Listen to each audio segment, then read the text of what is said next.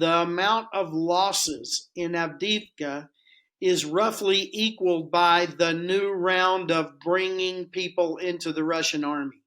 Another round of bringing criminals and others into the army, included with some now fresh round of lower and slower, but some mobilization. What's happening right now is about as fast as they can bring them in, they're getting ground up in Avdiivka. But we go back to my previous premise, and that is Russia is losing horrendous numbers in the Avdiivka fight. Hello and welcome to Frontline for Times Radio. I'm James Hansen, and today we're talking once again about the war in Ukraine with General Philip Breedlove. Philip is a highly decorated four-star general who served for 39 years. He was commander of US European Command, as well as Supreme Allied Commander Europe of NATO Allied Command Operations. General Breedlove, welcome back to Frontline. It's good to be back. First of all, I wonder if you could just give us your assessment of where we are now in terms of the war in Ukraine. Well, what I'll try not to do is use some of the words that people seem to want to use out there today, like stalemate and other things. I think it's not an appropriate read of what's going on. The land campaign has certainly slowed down because of a lot of reasons. The winter is in, mobility is down a bit. As the ground hard freezes, some of the armor mobility will come back.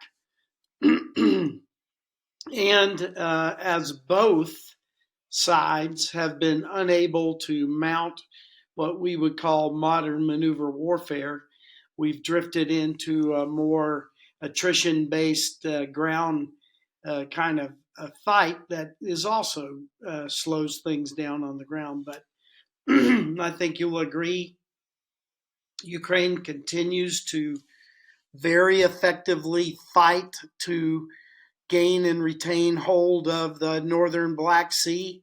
It's quite astonishing how well they've done against a pretty quote unquote impressive Russian Black Sea fleet, knowing that Ukraine has 0 capital ships. And so their ingenious way for doing business with drones, with missiles, and other capabilities, they've very much pushed Russia back in the North Sea, and that fight continues. We see, even though the ground trace is not moving a lot, that Ukraine, a small but capable air force, really hasn't been able to establish what we would call battlefield air superiority over its troops. But neither has Russia, with a large new air force that they brag about all the time on the world stage. They've been unable to establish what we would call battlefield air superiority over the troops either. And so both sides have failed to do a couple of things that are really required to enable modern maneuver warfare. To note, though,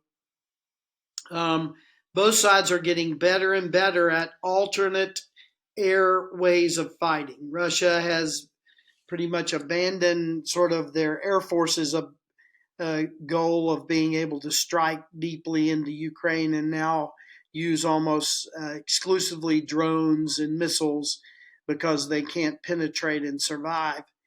And Ukraine, again, having a much smaller Air Force, has husbanded those capabilities, but has really taking the entire world to a new level of drone warfare, especially in the category of small drones and in some cases over-the-counter drones.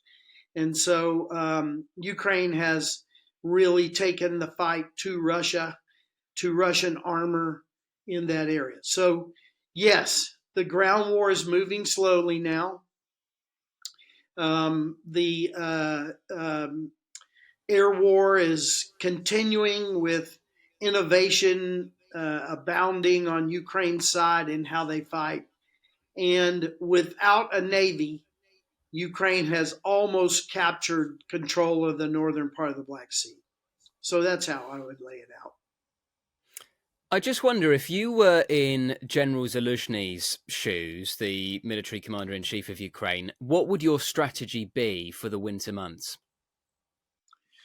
Well, Russia is counting on an attrition-based warfare, first and foremost, causing the West to lose confidence and abandon Ukraine.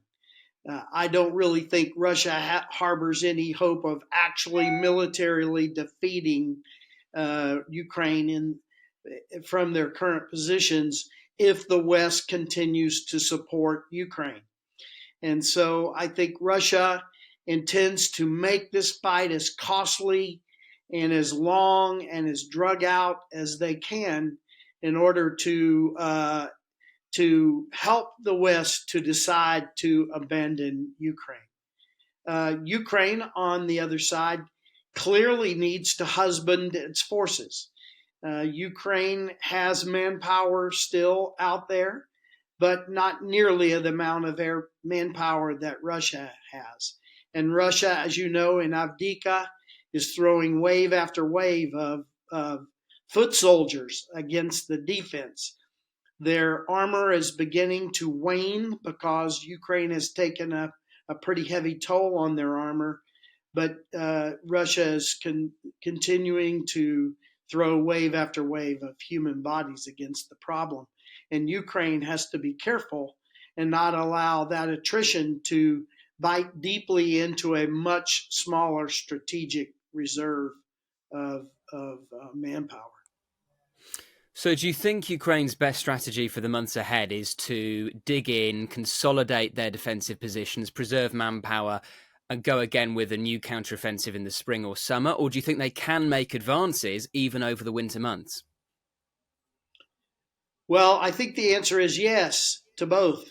There are places where I think Ukraine does need to dig in and force Russia to come against a well-prepared defense.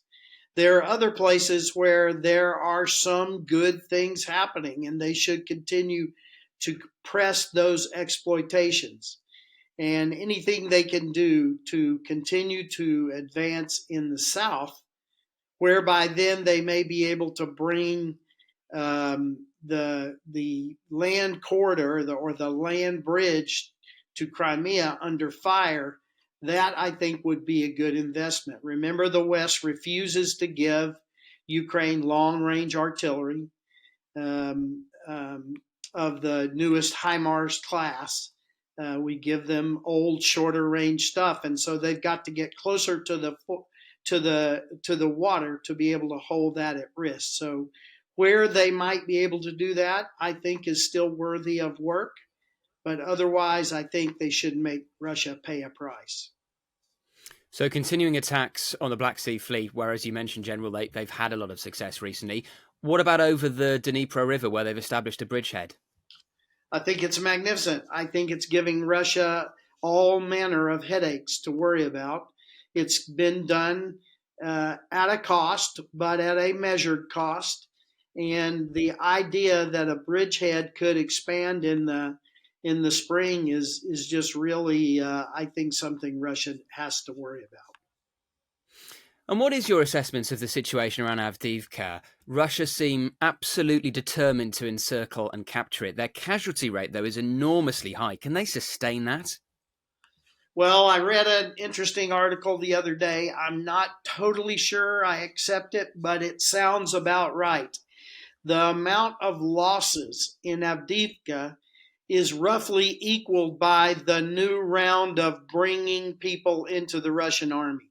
Another round of bringing criminals and others into the army, included with some now fresh round of slower and slower, but some mobilization. What's happening right now is about as fast as they can bring them in, they're getting ground up in Avdiivka. But we go back to my previous premise, and that is Russia is losing horrendous numbers in the Avdiivka fight, but they can continue to maintain that longer than Ukraine can. And what we need to be concerned about is what are Ukraine's losses. Even though they're holding and doing some really good work right now, their losses have to be taken into account. How long do you think Russia could sustain this casualty rate? I mean, we think they're losing potentially as many as tens of thousands, if not more, a month on the front line in Ukraine at the moment. And clearly Putin has very little regard for human life. But surely there comes a point when, even with more conscription, talk of recruiting migrants to the front line, surely there comes a point they cannot sustain it. Well, I think you and I are in agreement there, but I'm not sure what you and I think really counts. What really counts is what the Russian people will stand. I do not think that the Russian people know the truth about how many of their soldiers are never coming home. And I do not know that they know the truth about how their soldiers are being used in the front.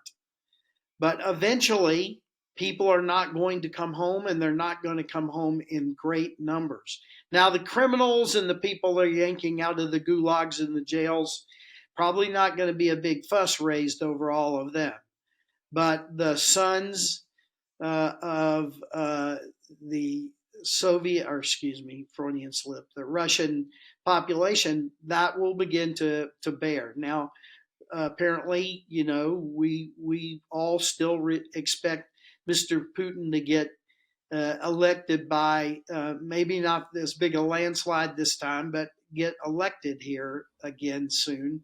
And as long as the Russian people continue to elect him, this is probably going to go on. Do you think the Russians are making a strategic mistake putting so much effort into trying to capture Avdiivka? As you mentioned, there's the presidential election in Russia next year. No one's in any doubt what the result will be, but Putin does care about the optics of it, how it comes across and the turnout and all of that. And it would appear that he's really fixated on Avdiivka because he wants some symbolic success to sell to the Russian people. But strategically, from a military point of view, General, is that a mistake? Well, I would just say that there have been several episodes in this war where I don't understand what Mr. Putin is doing. And I would say I'm not sure we totally understand what he's being told from the front. So it's all a bit opaque to us. But, a Western nation, a Western society, a Western army might make a very different decision. And from what we've seen in recent weeks, are you confident Ukraine can hold Avdiivka over the winter? It, I think you've heard me say before, but I'd like to take a few minutes to run through it. When I'm asked questions like that, I always answer them the same way. This fight will turn out exactly how the Western lawmakers and Western policymakers want it to turn out. We hold the key to whether Ukraine succeeds or fails. And so if Ukraine fails in Avdiivka, it's because the West hasn't given them what they need to succeed. What we see is a well-equipped Ukrainian force does extremely well against the Russian forces we see in the field. So if we empower Ukraine by giving them the tools that they need, they will do fine. But if we start to pull back on our support for Ukraine, then they will not do fine. So in the big picture, in the end scheme of this, Western lawmakers, Western policymakers will decide completely how this war turns out. And so I think I would say Avdiivka will be pretty much the same way. And so if you had to compile almost a shopping list, I mean, that's a slightly glib phrase, but you know what I mean, of supplies, of military aid, of weaponry that Ukraine needs, what would you want to see provided? I've asked this a lot, and everybody wants me to name a few silver bullet shiny things. I never do. Let's just back up a little bit. Several months ago, I thought it was just absolutely hilarious that people that act like they know what they're talking about were very critical of Ukraine for not fighting the maneuver warfare that we taught them how to fight. And they're right, Ukraine is not fighting Western style maneuver warfare. And why is that? Because we have not given them the kit they need to do it. Let's review a tiny bit of history. When was the last time that an American soldier, sailor, airman, or Marine died on the battlefield from being attacked by an enemy airplane? You have any idea? I don't know. Tell me. Spring of 1953 in the Korean conflict. Ever since that day, American forces in the field, and quite often Allied forces covered as well, have enjoyed Western battlefield air superiority over their troops. Western modern maneuver warfare starts first, let me say it one more time, starts first with battlefield air superiority. Everything turns on that. Our forces are expecting to be able to maneuver without attack from fixed-wing aircraft. Our forces are being able to build up supply and logistics without being attacked by enemy aircraft. You imagine, I think you're old enough. I'm sorry, I'm not trying to be a jerk, but can you imagine what would have happened to that huge logistics buildup before Desert Storm 1 if the Iraqis had been able to attack it from the air? None of that would have been capable. We wouldn't have been able to do any of that logistics like that. So modern maneuver warfare, just like we taught the Ukrainians, starts with battlefield air superiority. Have we given Ukraine what they need to establish battlefield air superiority? No, we have not. And so be critical all you want. You just sort of demonstrate your lack of understanding of what maneuver warfare is and how it begins. And so let me just add one other big example. Maneuver warfare, and I would tell you, especially American commanders, count on long-range precise fire. We fight to hold the enemy at risk before he brings his force to bear on us. We use long-range precise strike to strike them, and then if they still persist in attacking, to strike them in depth, and to strike them all along their lines of communication and supply lines before they can actually meet us, even after they begin an attack. And then we use long-range precise strike to hold all their transshipment points, airfields, and everything else at risk when the fight is going on. Have we given Ukraine the ability to do that? The answer is no, we have not.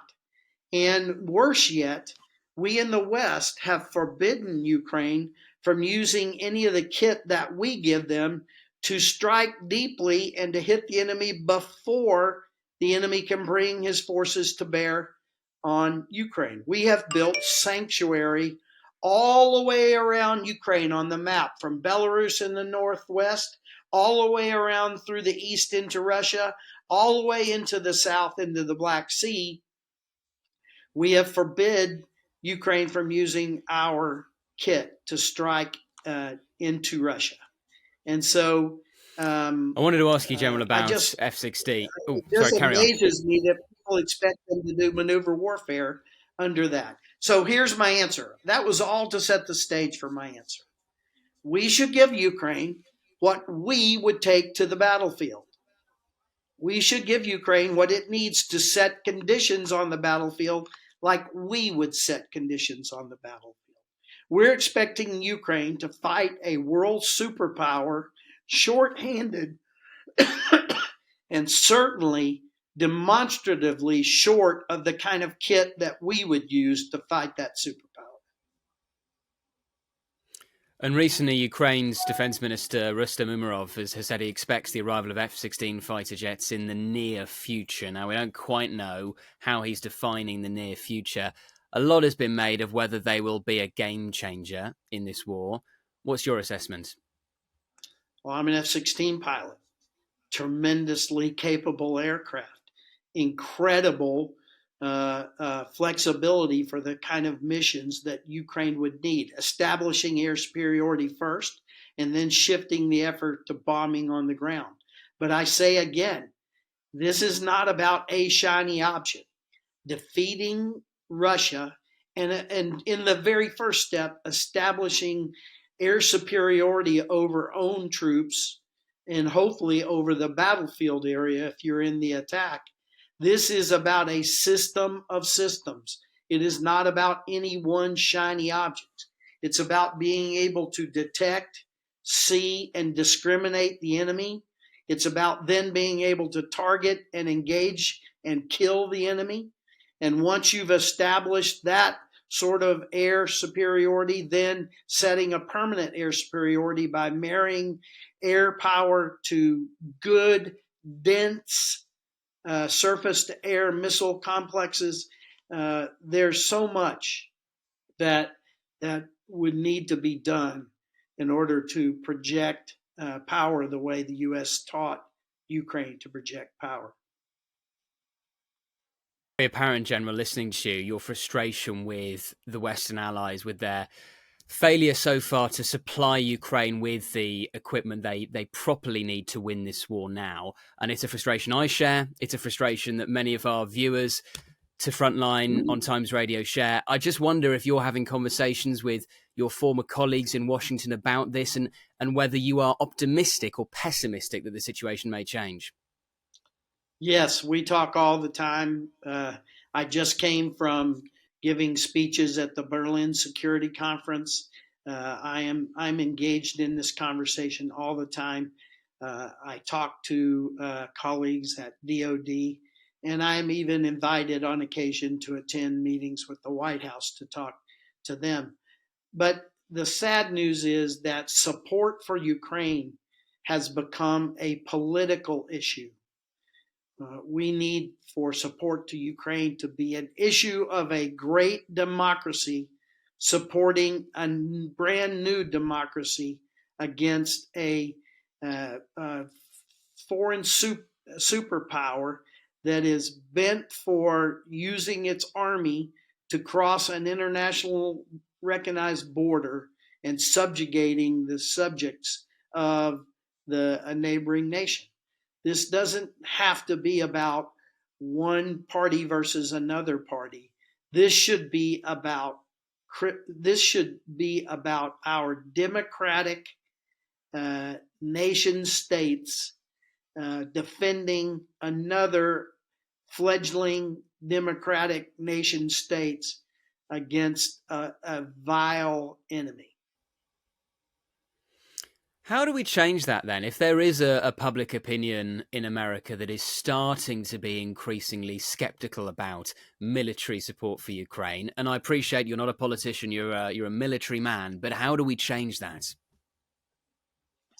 Well, first thing I think to do is to recognize that while the political parties are trying to make this into a political thing to advance their political goals and their political platforms and get their politicians elected, we need to recognize that real people in America have an opinion about this. And the polling is pretty good still that most Americans see Russia as a bully and should be stood up to.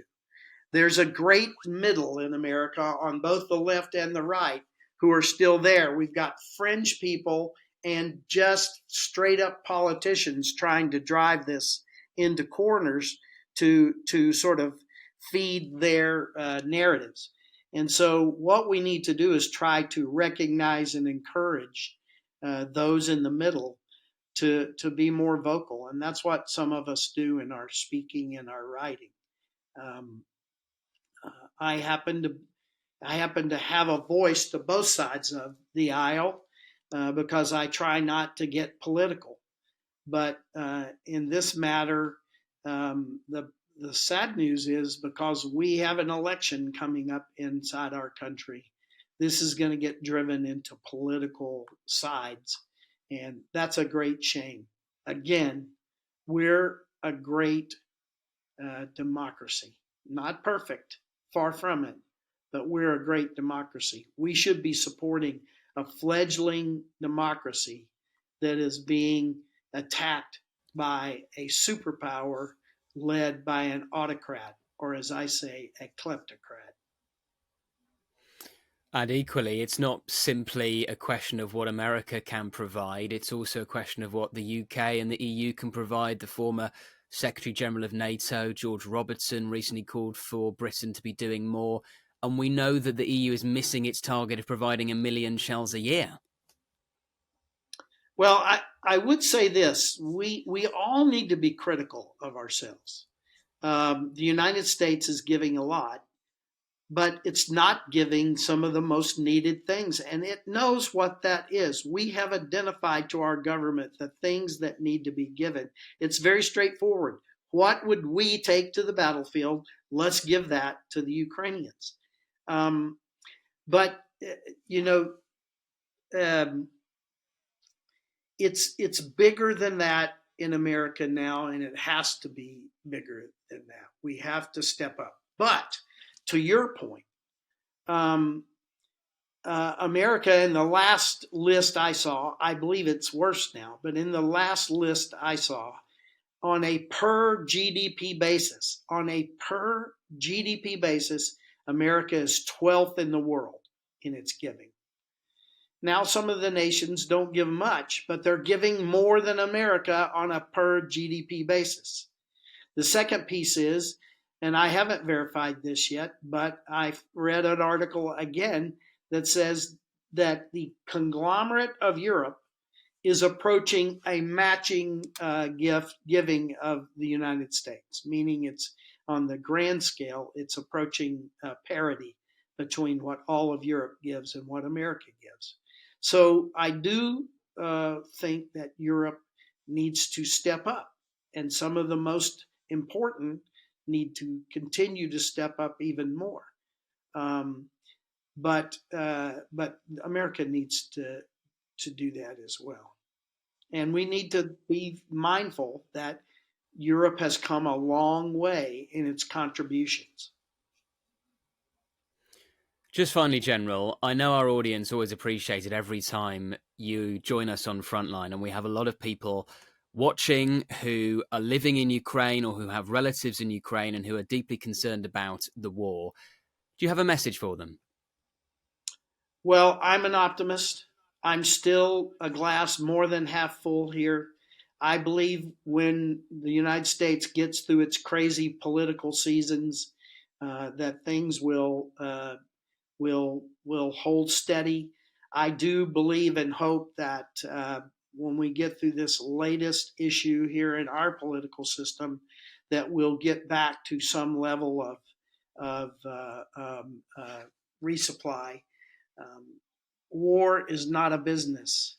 War is not a business. But if you look at return on investment in the United States, there's different numbers out there, so I'm going to give you two ranges. In the United States, most people believe that we have spent somewhere between 3.5 and 4.5% of 1 year's DoD budget on this war. 3.5 to 4.5%. For that investment, Ukraine has, again, there is a range of values. Ukraine has eliminated between 42 and 50% of Russia's fighting power, especially on land. So let's just use the numbers I talk about to make it really quick. So for 3.5% of DoD's 1 year annual budget, Ukraine has eliminated about 45% of Russia's combat power. So again, war is not a business. But when you look at that business case, this is a pretty excellent return on investment. And there are no Americans dying, and there are no Brits dying, and there are no NATO folks dying. And so it really intrigues me, the arguments that some people make here.